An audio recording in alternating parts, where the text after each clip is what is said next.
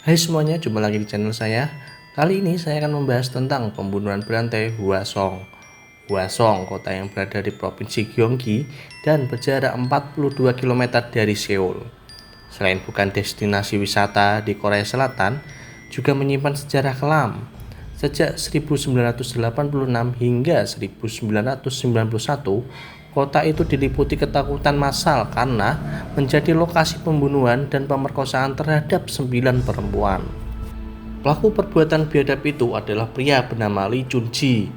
Perlu 33 tahun lamanya bagi pihak kepolisian untuk mengungkap kasus ini. Baru pada akhir September 2019 lalu, kepolisian daerah Gyeonggi Selatan berhasil mengungkap kecocokan DNA pada 3 pakaian korban dengan Lee. Persoalannya, kasus Lee sekarang sudah terhitung kadaluarsa sebelum ada perubahan aturan pada 2007. Korsel memang membatasi batas kadaluarsa kasus pembunuhan sampai 15 tahun. Sebab itulah, maka posisi Lee sejatinya sudah aman sejak tahun 2006. Lee sendiri saat ini masih berada di balik jeruji penjara Busan sejak tahun 1994 dan belakangan tengah mengusahakan pembebasan bersyaratnya. Kasus yang menjerat Lee pun juga pemerkosaan dan pembunuhan, hanya saja bukan terhadap 9 perempuan yang membuat geger warga Hwasong. Kasusnya bermula ketika Lee yang sudah ditinggal istrinya tak bisa menahan hasratnya hingga kemudian memperkosa adik iparnya sendiri. Dia mengajak adik yang kala itu usianya masih 19 tahun ke rumahnya di Cheongju. Di sana, Lee membiusnya, memperkosa lalu membunuhnya. Lee memiliki pola kejahatan yang identik, selalu menjadikan barang korban sebagai senjata pembunuhan, seperti baju, kaos kaki, atau stocking. Para korban termasuk adik iparnya yang diperkosa itu dibunuh dengan cara dicekik. Setelah tewas, Lee kemudian mengikat adik iparnya dan memasukkannya ke dalam keranjang bayi putranya. Di tengah salju, Lee membawa kereta itu dengan sepeda motor sejauh 800 meter dari kediamannya, lalu meninggalkannya begitu saja di sebuah tenda warga. Jenazah korban terakhir Lee baru ditemukan beberapa hari setelah pembunuhan. Selain bekas cekikan, saksi mengaku menemukan ada luka lebam pada jenazah. Lee yang berusaha menutupi tindakannya bahkan sempat mendatangi kantor polisi 2 hari sebelum mayat ditemukan. Kepada polisi, Lee mengaku adiknya hilang tanpa kabar.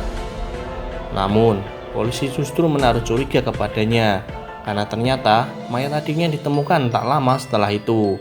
Ketika rumah Lee di Cheongju diperiksa, polisi juga menemukan bekas darah. Ia pun segera ditahan. Di persidangan, Lee sempat dijatuhi hukuman mati. Namun pada tahun 1995, Mahkamah Agung Korsel mengubah hukumannya menjadi seumur hidup. Polisi sempat menangkap pelaku. Butuh 33 tahun lamanya bagi pihak kepolisian Korea Selatan untuk mengusut kasus pemerkosaan dan pembunuhan di Hwasong. Banyak yang menduga kasus ini tidak ditangani serius, tapi dugaan itu salah. Bahkan kepolisian Korea Selatan sampai menurunkan 2 juta personil untuk menyelidiki area seluas 698 km persegi. Jumlah terbanyak sepanjang sejarah kepolisian Korea Selatan untuk menuntaskan satu kasus saja. Lee memang amat berhati-hati dalam menjalankan kejahatannya. Ia misalnya baru beraksi pada malam hari atau menjelang matahari terbenam. Tempatnya selalu di jalan yang dekat dengan persawahan atau di daerah pinggiran kota yang sepi. Korbannya merupakan wanita berusia 13-71 tahun yang pulang dari bekerja. Adapun permasalahan utama polisi kala itu adalah belum canggihnya sistem pemeriksaan DNA. Dari pemeriksaan 21.000 orang dan pencocokan 20.000 sidik jari, Lee tak pernah masuk dalam daftar tersangka. Kepolisian awalnya mengira pembunuhan yang terjadi tak saling berkaitan.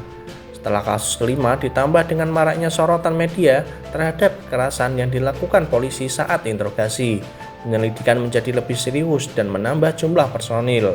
Lebih-lebih karena ada 1 orang yang turut tewas akibat interogasi yang brutal dari pihak kepolisian. Ketika itu, korban yang sudah tak tahan karena dimintai keterangan, memutuskan melompat ke kereta yang tengah melaju dan tewas seketika. Polisi memang sempat berhasil menemukan pelaku pembunuhan korban ke-8 dari 10 wanita yang meninggal di rentang tahun-tahun tersebut. Namun, pelaku bernama Yun tak lebih dari peniru atau biasa disebut copycat killer. Terutama, DNA-nya juga tidak cocok dengan DNA yang ditemukan pada korban lainnya. Tahun-tahun pun berlalu, polisi kelelahan dengan kasus ini tapi tidak dengan warga Hwasong. Akhir kisah si Zodiac Killer. Pada September 2019, pihak kepolisian Korsel tiba-tiba mengumumkan bahwa mereka memiliki petunjuk kuat tentang pelaku utama pembunuhan berantai di Hwasong. Berita ini langsung ramai di media sosial Korea. Buat Lee, ini akan menjadi awal hukumannya. Petunjuk polisi didapat melalui penyelidikan DNA korban yang dilakukan oleh National Forensic Service. Menggunakan teknologi yang lebih maju, cukup butuh 15 hari saja untuk melakukan itu semua. Hasilnya, DNA yang ditemukan pada korban pembunuhan Hwasong ke-5, ke-7, dan ke-9 cocok dengan DNA Lee.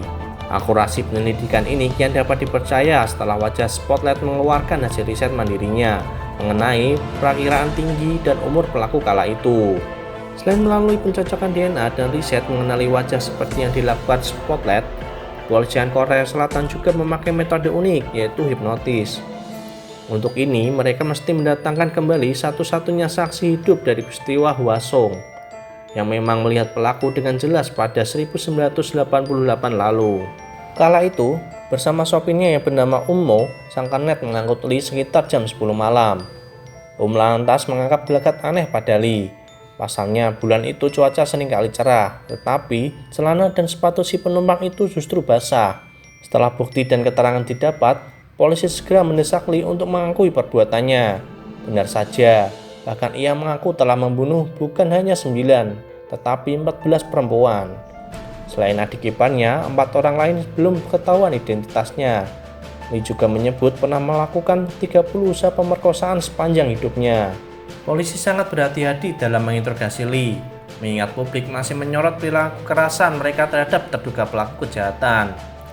Ketika Lee akhirnya mengakui perbuatannya, publik pun masih curiga apakah pengakuan ini memang fakta atau sekedar rekayasa akibat efek kekerasan yang dilakukan polisi. Keraguan publik tersebut kemudian direspon oleh salah satu seorang penjabat kepolisian yang merahasiakan identitasnya melalui keterangan di salah satu media. Terlepas dari terungkapnya kejahatan Lee, ada sebuah catatan menarik lain. Pihak kepolisian Korea Selatan sebetulnya bisa saja menangkap orang itu lebih cepat pada tahun 1994 jika mereka dapat berkoordinasi dengan lebih baik. Kala itu, anggota kepolisian Cheongju sempat membawa Lee ke Hwasong untuk memeriksa bekas rumahnya. Akan tetapi, ketika pihak kepolisian Hwasong meminta kepolisian Cheongju untuk menyerahkan Lee, mereka menolaknya. Alhasil, Lee pun hanya didakwa melakukan pembunuhan tingkat pertama dan butuh 33 tahun agar seluruhnya kejahatan terungkap. Nah, itu tadi sedikit cerita pembunuhan berantai Hwasong yang kini sudah terungkap. Sampai jumpa di next video. Bye-bye.